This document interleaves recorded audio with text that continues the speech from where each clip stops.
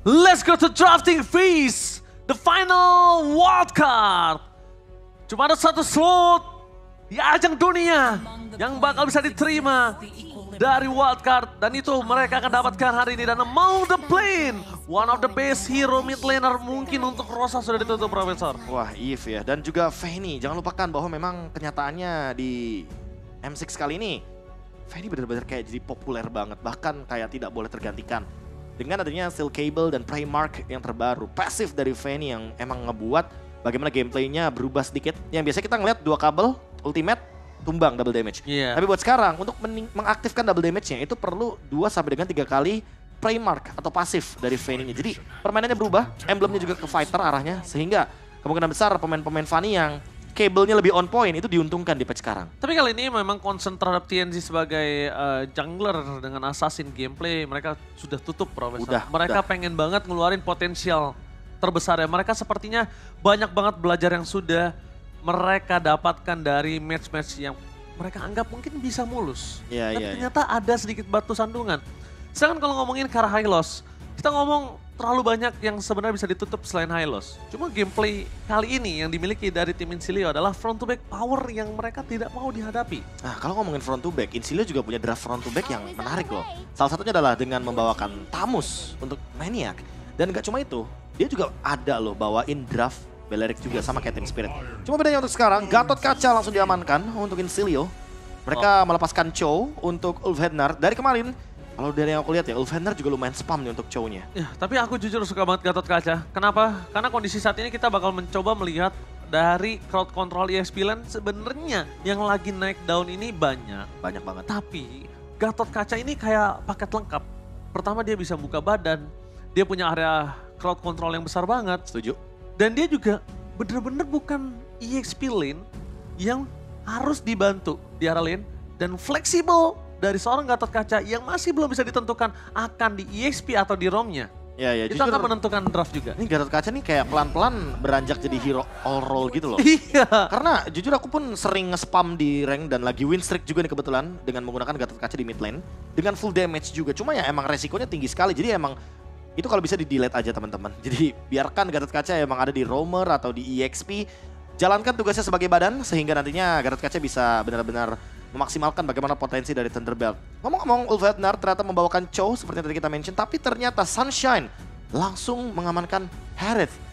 Ini menandakan kalau misalkan dia ingin memenangkan matchup dari gold lane-nya, kalaupun lawan Bruno, itu dia nggak bakal takut karena seperti yang kita tahu ya, di level 2, Harith seenggaknya masih bisa ngejawab Bruno juga. Ya, tapi itu di level 2, Profesor. Dan jangan lupakan juga, dalam kondisi saat ini mereka sudah mengamankan Karaloi. Concern yang harus dipikirkan adalah jungle yang mungkin akan menjadi bane 2 bane yang dimiliki dari Insilio. Wah. Karena mereka, kalau menurut aku, ini akan menjadi jungler. Iya. Suyonya. Iya, udah kelihatan jelas banget sih karena seperti yang kita lihat ya, Suyo memiliki win rate yang cukup manis juga di gelaran M6 wildcard kali ini. Dan tidak melupakan bagaimana Nolan nih sebagai salah satu hero yang kayaknya benar-benar jadi favorit juga untuk para pemain assassin, terutama untuk TNZ. Untuk Alpha, kayaknya aku merasa ya, Alpha sekarang walaupun dia bagus, hero yang stabil, tapi dia malah baru dapetin 3 kemenangan loh. Dari total sekitar 15 pick ke atas, 16 pick lebih yang dimana membuat kayaknya Alpha win rate-nya lagi kecil banget. Kita harus akuin lah, di semua region loh ya. Betul. Alpha kuat banget. Tapi entah kenapa untuk di gelaran M6 wildcard, Alpha ini kayak melemah, bahkan win rate-nya sangat minim sekali. Karena gini, Profesor, memang sekarang kondisinya adalah terlalu banyak counter yang disiapkan untuk seorang Alpha. Dan Alpha sendiri, kalau menurut aku, ini memang power front to back itu cuma satu-satunya itu. Dia flanking berat. Iya. Split push sulit. Beda sama Suyo. Beda sama Suyo. Dia bisa main dari samping, dia bisa flanking, dia bisa nutup belakang, crowd controlnya banyak. Bisa skill engage-nya keluar. Cuma kalau misalnya kondisi dengan Alpha mau main front to back, mereka juga harus siapkan EXP lane yang bisa main flank atau EXP lane yang bisa langsung menuju ke arah backline. Gimana kalau misalkan Chow-nya emang disiapkan untuk flank? Oh, aku suka. Nah, jadi nanti tiba-tiba ada Alpha Matilda dan Duo Yi, itu rotasinya akan sangat luar biasa sih. Kenapa aku bilang aku suka? Karena kita udah menyaksikan kalau kondisi Bruno ini akan ada di arah backline. Dan aku belum menemukan jawaban yang ke arah backline kecuali mereka paksa front to back. Yang dimana lo ini adalah jawaban Bruno ini nggak bisa sembarangan untuk ngasih position. Ya, apalagi dengan adanya Chow ya, ini Bruno kayak automatically harusnya bakal bawain Purify. Dan di satu sisi kalau misalkan emang di sini dilepaskan untuk Nolannya, aku merasa kayaknya bakal jadi bahaya buat Bruno-nya. Karena dengan Purify, Bruno jadi nggak punya escape. Betul, nggak punya escape dan kondisinya kita lihat yang ditutup adalah 2 hero frontliner. Ya, ini satu hero yang masih fleksibel banget juga untuk Glue. Karena seperti yang kita lihat beberapa kali, kita menyaksikan Glue ini ada juga loh di EXP dan juga Roamer di waktu yang bersamaan. Tapi Alien, dia spesifik banget ya. Dia emang kuat banget dengan menggunakan hero Glue ini. Oke, tapi Prof, kalau ngomongin ke arah jungler, kayaknya Hayabusa menjadi sebuah jawaban yang sangat dibutuhkan oleh Ulfhednar. Dan mungkin kalau Profesor tadi melihat adanya Cho sebagai flanker, mungkin agak sedikit berubah. Roamer? Mungkin udah bisa jadi Roamer saat ini. Oke. Supaya kondisinya adalah jangan sampai dari Hayabusa ini terganggu dari junglernya. Hayabusa ini lemah banget di early. Butuh banget distraction, butuh banget waktu untuk bisa farming. Ditambah lagi. Itu dia, atau jangan-jangan nungguin hero-nya dulu keluar nih. Arlott, Valentina, Gatot Kaca yang dimana memiliki sisi power yang begitu luar biasa. Hampir semuanya connect loh sama Arlott. Sehingga untuk teamfight jangka panjang, Maniac akan sangat mengerikan sekali. Alien butuh jawaban cepat, Glue-nya di-ban tapi masalahnya. Padahal Glue lumayan ngejawab di laning dan apakah akan muncul Tamus untuk Alien? Karena menurutku jujur, bahkan aku pernah menyaksikan sendiri R7 dan Anti-Match yang mencoba untuk Arlott ini diadu juga dengan Tamus, itu lumayan bisa ngejawab untuk di laningnya dulu.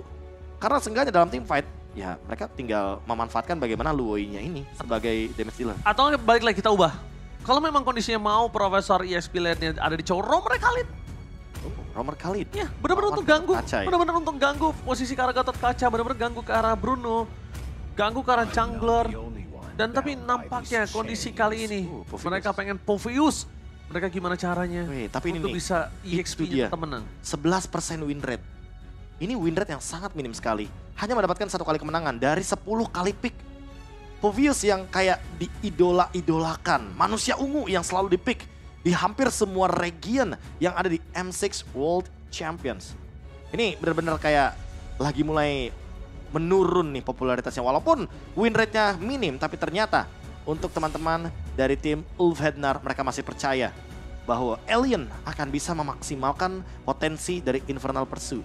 2 Purify akan menjadi jawaban dari Cho-nya juga. Apex 47 kayaknya bakal cari target lain mungkin ke arah Maniac. Betul. Atau bahkan mungkin ke arah Gatot Kacanya. Mari kita menyaksikan satu perwakilan saja yang akan menuju ke arah slot M Series kejuaraan tertinggi Mobile Legends Bang. Dan ini dia penentuan di final wildcard M6 World Champions. Let's go to the lane of town.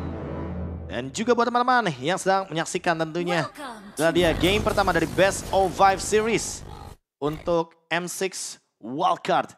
Dan tentunya pertemuan Ulfhednar melawan Incilia adalah pertandingan yang cukup menarik karena melihat dari potensi kedua belah tim ini masih benar-benar punya kesempatan yang sama untuk melaju ke babak selanjutnya dan langsung bertemu dengan Bloodthirsty King. Jangan lupa buat kalian semua langsung saja M6 Pass telah hadir jadi langsung sekarang. Jangan sampai ketinggalan. Ingat, gapai sampai level tertinggi yang kalian mampu. Level 75 dan ada skin eksklusif M6 Cloud ya kan. Yang dari kemarin kalian minta M-Series skinnya Cloud. Ini langsung aja kalian tanpa berlama-lama. Bahkan kalau ngomongin dari Retribution yang sudah dimainkan kali ini para pasukan dari tim Ulfhednar, mereka agak sedikit terhambat karena mungkin rotasi yang dimiliki dari sosok seorang Suyo memang agak cukup cepat. Coach Shadow di depan sana, Lovely menjadi pilihan utama tapi belum ada level 4 TNC. One last hit, masih ada 1 share kill dan apakah belum dibuka terlebih dahulu karena TNC tidak mau memaksakan diri. Tapi jujur kalau menurut gue pribadi tadi harusnya dia shadow kill. Kenapa Prof? Pertama, Warcry nyala dan dia bisa dapetin first blood. Ini keuntungan kondisinya. Untuk dapetin turtle pertama, kayaknya akan ada di tangan dari Incilia. Ya, mungkin kalau dilihat dari posisi kayak gini ya, dia kayak nggak mau terburu-buru. Dia kayak mau make sure kalau misalkan Lovely nggak punya Revitalize. Karena dengan adanya kehadiran dari Apex 47 di samping dari Gatot Kaca bakal dapetin heal terus. Dan tidak menutup kemungkinan Istinian bakal datang. Dan ini dia pertemuannya, mungkin shadow kill-nya akan digunakan tapi masih ditahan juga. TNZ benar-benar tidak mau memicu sedikit pun ultimate yang sangat penting sebelum ada turtle pertama. Oke. Pertama kondisi yang saat mereka miliki dengan ada turtle pertama sudah di tangan dari Incilia. minus yang dimiliki dari tim Ulfwettner adalah belum adanya Povius berada di level 4. Tapi lihat kondisi dari Loi membuat seorang Yusinian kali ini harus mundur ke arah belakang dan Turtle di take over oleh para pasukan dari tim Ulfwettner. Dengan retribution yang on point bahkan tidak berhasil mendapatkan apapun dan Shadow Kill tidak keluar sama sekali. TNC kehilangan dirinya dan untungnya kondisi kali ini dari Ulfwettner mereka berhasil mendapatkan Turtle berkat adanya Rosa. Satu dispersion yang on point sekali dari Rosa. Miss dikit, miss timing, tentunya bisa diambil sama Reaper. Tapi untungnya dengan kehadiran dari TNZ yang terjebak di tengah-tengah team fight, ternyata pertukarannya malah menguntungkan bagi Incilio. Mereka tidak mendapatkan kerugian yang berlimpah, tapi setidaknya mereka dapetin trade yang sepadan gitu loh. Aku tahu ada yang namanya trigger disiplin untuk segala soft skill, apalagi ultimate Shadow Kill dan Coach Shadow. Tapi menurut aku terlalu menahan dan ini malah menjadi merugikan diri dari TNZ karena tadi jujur TNZ bisa nggak tumbang. Dia bisa dapetin assist dan dia bisa dapetin point kill kalau memang cukup damage-nya. Yang penting nge-damage ya. Nge-damage saja dulu terlebih dahulu. Tapi kalau seperti tadi, TNZ terlalu lama, bermain flankingnya terlalu jauh, padahal udah di zoning sama Apex, sudah sama Rosa, itu malah waktu yang terbuang sia-sia, Prof. Ya aku juga merasa kayak Warcry ini udah aktif kok, apalagi yang ditunggu gitu loh. Iya, itu yang harus mereka perhatikan loh. Ya saking lamanya menunggu ya mau gak mau TNZ harus tumbang. Mungkin next team fight-nya akan lebih diperhatikan untuk Shadow Kill. Karena mungkin mencari eksekusi dari TNZ, tapi menurutku untuk mencari eksekusi nggak perlu buru-buru. Dia belum punya item yang sepadan. Masih belum ada Sky Pierce juga yang bisa meningkatkan stack dari threshold HP-nya. Jadi menurutku untuk sekarang keadaan seperti ini, kayaknya untuk Ulfwettner lebih baik melakukan ganking kecil atau ya team fight-nya di objektif aja. Mereka punya Chow, mereka punya Povius. Untuk team fight jangka panjang mereka bakal kuat banget. Tapi kalau misalkan urusan team fight besarnya, ini Incilio punya kekuatan dengan adanya Gatot Kaca dan juga Arlott. Yang dimana untuk chain CC-nya, kalau aktif apalagi Reaper-nya nih, dalam keadaan dia membawakan satu Bobrek Smite, dia akan sangat durable sekali dalam tim fight besar. Dan aku respect banget dengan damage mereka. Tapi lihat duel strikernya, berhasil mendapatkan satu point kill. Duel striker with flicker. Tanpa adanya sosok dari Reaper, mereka langsung menuju ke arah Turtle. Para pasukan dan tim Ulfwettner stay by on position. Dengan Shadow Kill, masih bertahan TNC. Tidak ada lagi Coach Shadow, harus menuju ke arah belakang. Tak boleh terlalu terburu-buru. Membuat tim dari Incilio mereka kehilangan 2 Turtle yang menjadi sebuah keuntungan. Karena tadi aku lihat first priority item dari Don udah ke arah Hasclaw. Pertama dia sadar kalau dari para pasukan tim Ulfwettner mereka benar-benar dominasi Turtle. Laning juga dari Harit itu nggak bisa ditumbangin dengan cepat. Dan Rosa dengan Loi yang dimiliki dari tadi benar-benar menjadi jangkar permainan dari Ulfwettner. Jujur, ini jangkarnya ada di Loi, Profesor. Ya, kalau ngomongin burst damage dari Duality udah pasti ya. Untuk ngomongin eksekusinya TNZ yang masih belum kelihatan. Dan dalam prediction menuju ke Ulfwettner juga. Karena kalau dari yang kita lihat apalagi dengan permainan yang sangat-sangat pasif sekali dari Incilio. Seolah mereka kayak menunggu apa yang akan dilakukan sama Ulfwettner. Tapi menunggu menurutku tidak cukup. Karena di sini banyak banget hero-hero yang bisa open initiate dari Incilio. Alright, mereka tidak boleh masuk kembali untuk TNC. Karena lihat depan sana langsung advance slash sama Kertian. Kali ini lihat para pasukan dari tim Ulfwettner udah ke belakang Apex part 7 mencoba untuk menuju ke arah belakang dan lihat Loi kembali menjadi satu sosok yang mengerikan, menghentikan permainan para pasukan dari tim Incilio dan berhasil mendapatkan Chow. Itu udah the best yang bisa dilakukan. Tapi dengan Shadow Kill yang dimiliki oleh sosok dari sana TNC dan satu Coach Shadow yang tidak nyangkut ke arah Reaper, hampir saja nyangkut. Tidak mengaktifkan Warcry juga ya gitu. Yes, jadi dia harus mundur ke arah belakang. Ya, tapi ada satu kill lagi yang didapatkan dari Incilio sehingga membuat mereka setidaknya akan memiliki secerca harapan untuk mengejar ketertinggalan dari tadi goldnya yang dipimpin sama Ulfwettner dan Alien. Dia bakal standby juga di area river karena kayaknya dari tadi ya Incilio mencoba untuk men-trigger team fight dalam area-area yang cukup penting. Apalagi ketika ada 30 detik sebelum area Turtle. Final Slay, sisa point dari Alien dikali termakan. Tidak ada distraction untuk para pasukan dari tim Ulfwettner. Untungnya mereka termakan dengan kondisi yang tidak cukup baik kali ini. Tidak ada pertukaran objektif. Dan di arah bottom lane 3 berbanding 2. Dengan kondisi dari Mania di depan sana TNC, one by one situation, Coach Shadow menyala. Dengan coba dihindari dirinya, masih satu menyangkut. Solo pick up dari TNC, berubah segalanya. Bahkan Avatar of God di arah bottom lane, gak berguna. The way of second point. Lovely, Reaper tidak ada kali ini. Bahkan Lovely harus tumbang tenggelam di arah bottom lane. Kerugian di dua sisi. Top lane kehilangan ke arah turret. Bottom lane kehilangan ke arah sosok player. Dan bahkan mereka akan kehilangan turtle-nya juga. Wah, perfect objektif ya harusnya untuk Ulfwettner. Mereka menukarkan banyak sekali point kill dan bahkan ada Rosa di sana yang datang. Surprise! Happy birthday Mania kali ini berhasil dimakan. Happy birthday dengan 1 more point kill atas minion dan juga 1 turtle terlalu mahal, tidak ada pertukaran sama sekali. Wow, trade yang menguntungkan bagi pihak Ulfhednar. Dapetin 1 point kill, 1 turret di bagian atas. Justinian menjadi korban bottom lane. Lovely yang terkena The Way of Dragon Flicker, Apex 47 dan Rosa. Mereka seolah tahu gerakan seperti apa yang ingin mereka tujukan, tapi kali ini nggak cuma Rosa yang punya diversion, Sunshine dijebak. Oke, dan lihat di sana dari Ulfhednar, mereka memberikan damage di arah bottom lane. Don belum terperangkap, Alien malah terperangkap oleh Incilia. Minimal pertukaran yang mereka lakukan coba menuju ke arah mid lane. Cukup berhasil, tapi nampaknya Avatar of Guardian mencoba dihindari dengan Final Slash bersama dengan adanya Sunshine yang terperangkap. 1 buah point kill dengan Chrono Dash gak bisa menyelamatkan karena Sunshine. Dan akhirnya pun shutdown harus terjadi dengan 3 point kill yang diberhentikan oleh para pasukan dari tim Incilia. Setidaknya 5-5 walaupun keuntungan masih di tangan Ulfhednar. Wow, counter cepat dari Reaper. Dia juga mencuri 1 diversion yang dimiliki sama Rosa. Dia mengcopy dengan IMU dan sekarang keadaannya malah cukup berbalik dan mengerikan bagi Don't. Karena lihat Brunonya, dia selesai dengan Berserker Fury. Next item akan langsung menuju seharusnya ke Malefic Gun. Wah. Kita tahu bahwa Malefic Gun sekarang bisa menambahkan range bagi para marksman. Lagi naik daun. Lagi naik daun tentunya. Dan juga memberikan efek Armor Buster. Di mana dia bisa memberikan 30% physical penetration.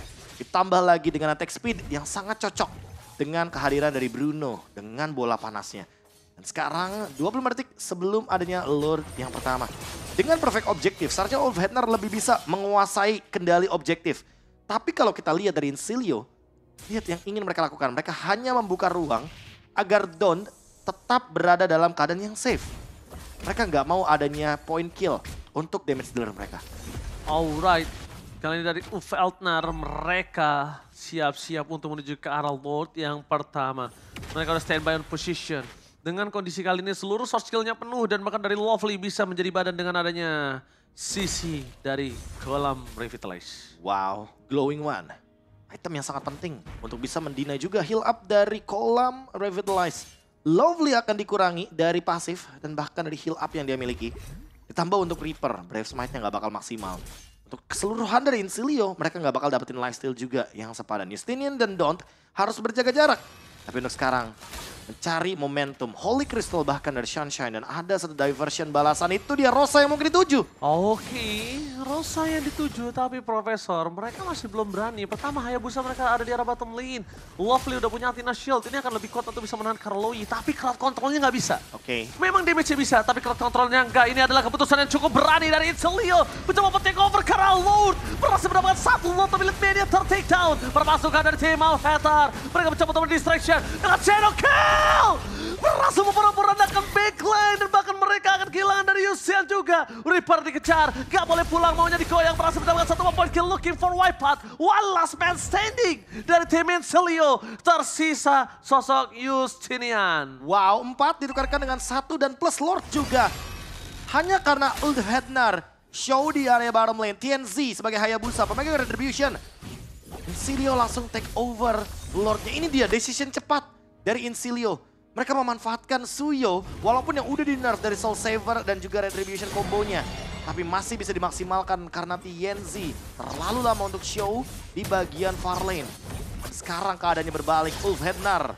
Walaupun tidak mendapatkan Lord, tapi mereka menukarkan dengan banyaknya point kill. Dan thanks to Rosa, diversion menuju ke belakang Don't yang dituju. Dan akhirnya setelah 9 menit lebih, Don't tidak ditumbangkan. Sekarang dia hilang dari Land of Dawn. Hanya saja sekarang dia membawa bonus nih.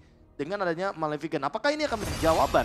Karena dia udah punya penetration bonus. Oke, tapi Profesor di sana dari Apex 47 jangan sampai termakan. Pantesan sudah dikeluarkan. Ini adalah saatnya mereka melakukan genderang perang. Kenapa? Tidak ada Final Slash dan Avatar of Guardian out of nowhere menuju ke Rosa. Oh, tapi tadi salah banget unbreakable-nya. Ya, dan tidak. Kalau tahunnya nyampe itu dia nggak punya flicker loh. Gak cuma tahun, kayaknya dari Incilia juga nggak ada yang mau nge-follow up gitu loh. Padahal Avatar of Guardian bukanlah skill yang mudah untuk digunakan, untuk di-hit targetnya. Dan 1 orang yang belum terdeteksi, TNZ. Oh, Flanky Gaming menuju ke arah sosok dari Mania. Duel Dragon tapi di arah pelaksana Apex 47. Berhasil melakukan trigger tapi dengan kondisi yang kehilangan Apex 47. Nggak ada lagi initiate power Kayak menurut aku kalaupun dia mau masuk ke belakang seperti tadi Prof, 2 orang sih sama Alien. Iya, atau 3 sama Sunshine, karena Sunshine minimal masih bisa loh untuk survive. Di tengah-tengah team fight, dia udah punya Holy Crystal dan TNZ. Quad Shadow-nya nggak ada yang nyangkut, itu permasalahan utamanya. Sempat beberapa kali nggak ada yang nyangkut.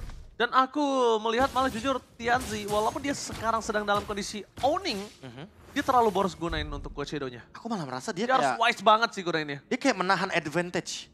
Kayak dia udah tahu nih, timnya lagi unggul banget gold lead-nya, 3000 bahkan. Tapi lihat perbandingannya, TNZ versus Justinian hanya terpaut 200 gold saja. Seolah tidak ada advantage yang terjadi, tapi sekarang lagi-lagi Apex 47 yang target. Dia nggak boleh tumbang, karena kali ini kasusnya akan berbeda. Profesor Duel Strike dari Outpoint menuju ke seorang Benny yang dengan Avatar of God dan masih dihindari para pasukan dari Timo Vetter. Mereka mancing keributan. Shadow Kill!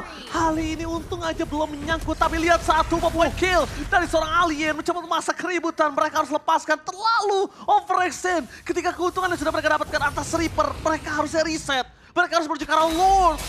Dan ini adalah jawaban Lord yang harus didapatkan oleh Vetter. Kalau tidak, Justinian bisa men-take over. Ingat, Justinian dengan Soul Server-nya. Iya itu dia, Soul Server yang sangat mematikan sekali. Walaupun udah di nerf, tapi nggak berpengaruh banyak untuk sekarang. Sunshine membuka perimeter dengan adanya Zaman Force. Membuat teman-teman dari Insilio sulit untuk masuk ke dalam area River. Zoning yang bagus banget dilakukan oleh sosok dari Sunshine dan juga Alien.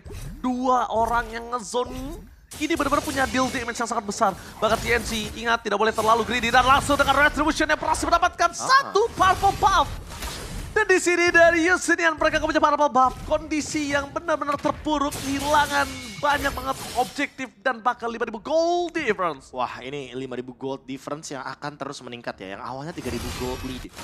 Sekarang teman-teman dari tim Ulfhednar, mereka akan memaksa mendobrak turret. Dengan adanya Lord and Henge yang bergerak di bagian top lane. Tapi hati-hati juga. Karena Rosa dengan Luoyi-nya itu tidak bisa diprediksi gerakannya akan menuju ke arah mana. Apakah akan keluar map?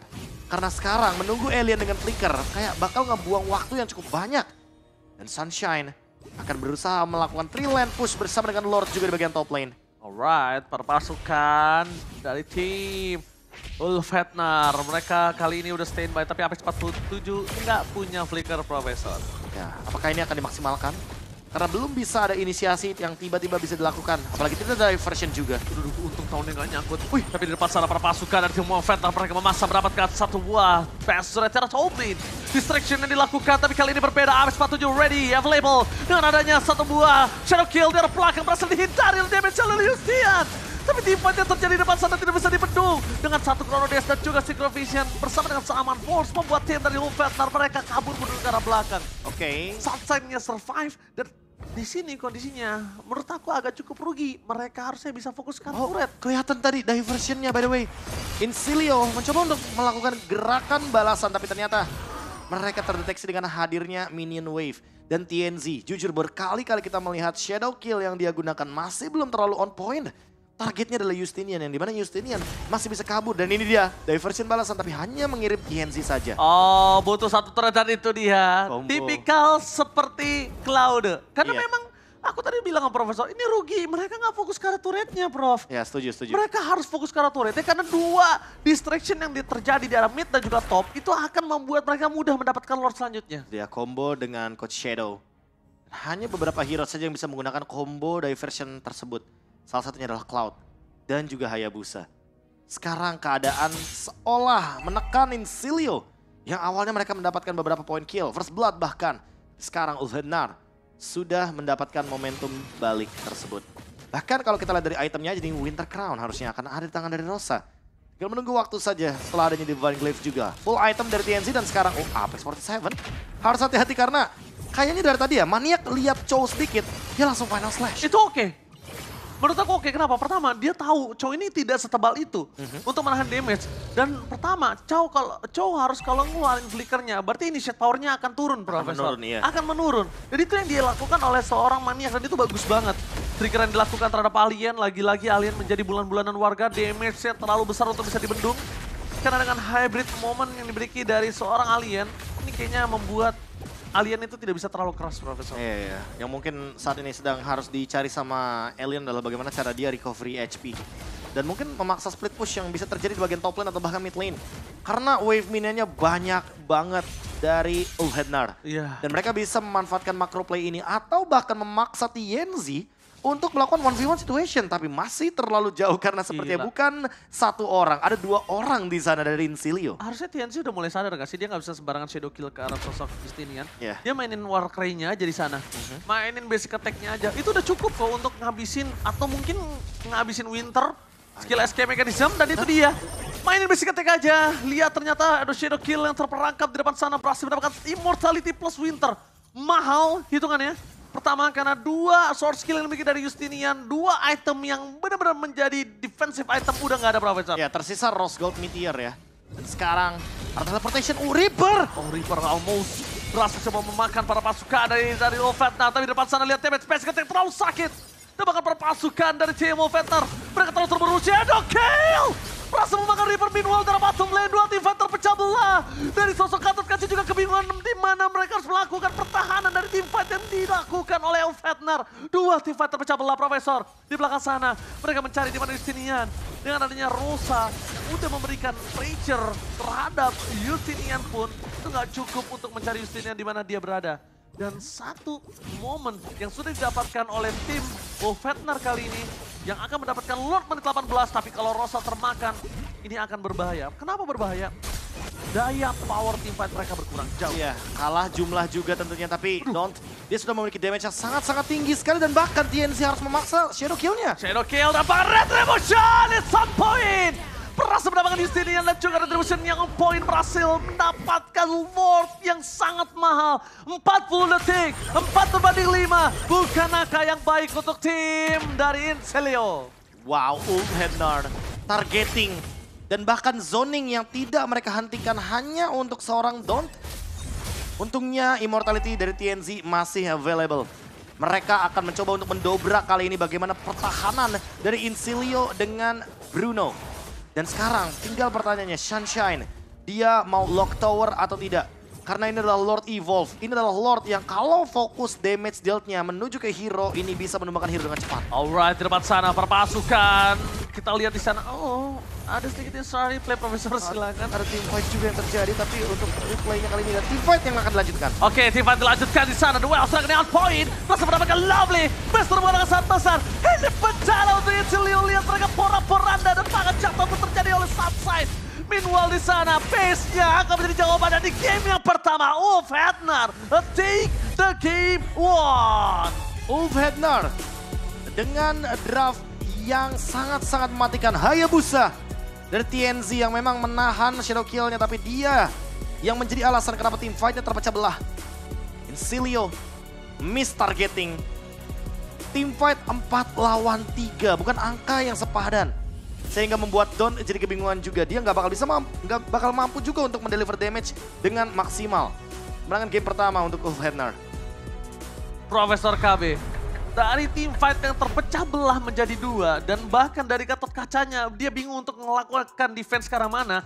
Justinian dikejar tapi ternyata Avatar Guardian yang gak dapat. Dia ngelepasin ke arah Bruno. Juga Brunonya tumbang sebagai prioritas untuk dia metode late game. Dan menurut aku ini mereka harus lebih solid dan bahkan yang punya power flank memang dari Suyonya dibandingkan dari hero yang lain yang dimiliki dari tim sosok dari Ulfhednar. Cuma kenapa yang lebih solid bermain dengan front to back? Ini Ulfhednarnya. Iya. Karena ya mungkin kita padahal melihat ada Bruno di sana. Dan Bruno itu sangat mampu loh untuk menumbangkan Apex 47 atau bahkan Alien. Dan badannya cukup. Iya, badannya cukup dengan adanya Arlott dan juga Gatot-Kaca itu cukup sekali Profesor. Ya, tinggal main cover sebenarnya. Tapi ketika Avatar of Guardian dilontarkan, aku merasa kayak malahan itu kayak ngebuang badan buat Lovely nggak sih? Tapi nggak ada follow up, nggak ada backup. Dan bahkan itu kayak ya tumbal sia-sia. Iya, karena tumbal sia-sia aja. Tadi udah sempat kita lihat loh, padahal Avatar of Guardian-nya kena ke arah Rosa. Bagus. Tapi follow up-nya jauh banget. Jujur jadi kayak itu agak sedikit waste of talent aja untuk Gatot-Kacanya juga. Walaupun ya kita lagi-lagi mungkin melihat Unbreakable-nya miss, tapi ya karena tidak ada follow up sehingga membuat Rosanya masih bisa survive gitu loh dalam tim fight tadi. Ya dan kondisinya kalau misalnya kita lihat di awal memang dari Hayabusanya ini trigger disiplinnya agak kurang baik ya karena terlalu menahan banget. Dan ketika metode late game kenapa dia udah maksimal? Karena dia udah pede. memang udah powernya. Udah punya item yang cukup ya. Menit 15 genderang perang, teng. Dan ini kita bakal langsung lihat item build dan juga emblem yang akan dibawakan oleh Profesor KB. Silakan Profesor. Iya, kalau kita lihat dari mungkin detail-detail kecil ya yang tentunya akan dibawakan oleh kedua belah tim ini. Tentunya kita akan melihat bagaimana banyaknya Winter Crown yang membalur di dalam tubuh mereka sendiri. Dan tentunya item ini udah menjadi item yang sangat-sangat lumrah untuk dibawakan untuk sebagai item defense juga. Apalagi kalau kita melihat ada beberapa hero yang sangat membutuhkannya kayak Luoi, Valentina juga. Tapi di sini kalau kita lihat dari Valentinanya untuk Reaper, dia bahkan lebih berfokus dengan item-item yang non-glowing one, yaitu adalah satu item seperti Wishing Lantern. Aku merasa lagi-lagi di sini lebih membutuhkan item seperti Glowing One karena mereka sangat membutuhkan sekali item-item yang bisa memberikan efek life band, efek support untuk timnya. Sementara berbanding terbalik dengan Rosa yang dimana dia berfokusnya adalah Glowing One dulu, jadi dia nggak terlalu berfokus sama item-item yang kayak Wishing Lantern atau sejenisnya. Mungkin nanti last itemnya dia bisa menutup dengan adanya Lightning Truncheon untuk movement speed tambahan juga. Dan ditambah dengan adanya Winter Crown dari Hayabusa, plus tadi dia tukarkan juga dengan adanya Immortality. TNZ sebenarnya secara damage sudah cukup banget karena dia udah punya 4 item dan ditambah lagi dengan adanya Malefic Roar juga. Itu membuat gerakan dari TNZ itu kalau misalkan nge-damage, apalagi ada Warcry nih. Ini pasti bakal mengerikan banget dengan emblem asasinya juga. Ya, kalau kita lihat dari 19 menit game berjalan ya, aku merasa ini untuk Lovely dan Reaper-nya ini agak beda nih sama group stage. Apakah mereka kayak melihat bahwa ada satu celah gitu loh, bahwa Ulfhenar tuh kalau misalkan Apex 47-nya gerak, ya Lovely-nya harus gerak gitu loh. Menurutku mereka nggak perlu ngikutin atau ngerespon gameplay dari Ulfhenar gitu loh. Mereka menurutku ya udah ngelihat gitu loh. Kalau misalkan, oh Lovely sama Reaper ini udah combo. Betul. Udah kayak nempel aja berdua gitu loh kalau jalan. Kenapa mereka harus nge-react gerakan dari Apex 47 yang dimana ya itu Chow gitu loh. Emang nge-distract, emang mirror. Dan satu Prof yang aku agak cukup menyayangkan adalah harusnya dari Incilia mereka sadar cuma ada satu Purify di sisi kanan. Cuma ada dari Sunshine. Dari tadi Sunshine ini nggak menjadi tolak punggung utama menurut aku T-Fight ya, Prof. Ya, dia memang deliver damage terbesar. Tapi bukan dia. Benar-benar semuanya ada di tangan dari Rosa, Apex, dan TNZ. Tiga itu yang ngebuat gameplay dari tim Ulfhenar dapetin game yang pertama. Iya, kayak semua mata tuh menuju ke Apex 47 TNZ. Iya. Tiba-tiba Rosa di belakang. Iya, tiba-tiba Rosa di belakang. Dan Sunshine-nya memang kenapa dia dapetin 70.000 di OBMS, tapi karena memang dia free. Iya, dia nggak keganggu sama sekali. Dia keganggu. tanpa distraction sama sekali. Dan ini dia, kita akan melihat bagaimana MVP by GoPay yang akan hadir. Dan itu ternyata berada di tangan dari Sunshine. Ya tadi damage dealt-nya paling tinggi, ya mungkin itu adalah alasannya. Tapi kalau kita lihat dari performa dan juga tetap Rosa gue. Ya mungkin kita... Sorry to say Profesor. Ya, jujur melihat bagaimana beberapa diversion, bahkan mungkin beberapa play yang digunakan, targetingnya ke arah Reaper juga, kayak nge-skip gitu loh hero-hero depan. Ini juga berperan penting lah. Tapi untuk Sunshine, kayaknya sangat wajar ya dia bisa dibilang benar-benar free dari awal game. Dia juga memiliki item yang sangat cukup. Dan kalau ngomongin soal pertukaran item, kayaknya emang dia cuma butuh Winter Crown ya untuk di momen akhir atau bahkan Oracle. Karena Harit berharap kepada Shield yang bisa membuat dia survive. Tapi ini dia momentum yang mungkin membuat the MVP highlightnya jatuh ke tangan dari Sunshine. Tadi itu kalau bisa kita lihat adalah keputusan yang sangat tepat sekali Duel of Dragon-nya. Dan lihat memang Sunshine dapetin point kill. Tapi damage full-nya dan rotasinya tuh dari siapa? Makanya kan Rosa damage-nya 69.000, cuma terpot 1.000 loh untuk perbedaannya. Jadi kayak dari segi gap damage-nya tuh nggak terlalu yang begitu banyak. Dan Reaper, aku merasa kayak jadinya di sini peran dia dan juga Lovely yang kita lihat kombonya dari hari pertama wildcard itu seolah kayak terhipnotis gitu loh. Kayak Lovely yang biasanya nempel sama Reaper, geraknya 3-man move bareng sama junglernya Justinian. Ini Justiniannya ke atas, Reaper-nya di mid, terus Lovely-nya di bawah. Ya pas Lovely-nya sendirian di bawah, Sunshine enak banget gitu loh. Karena apa? Karena yang nge-gank ke Sunshine-nya itu bukan 2 atau 3 orang, melainkan 1 orang doang gitu loh. Yes, betul. Cuma ketika Sunshine-nya terlalu offside seperti ini, emang kondisinya dia tidak bisa menahan damage yang diberikan dari Dawn. Dan dia bukan tipikal gold laner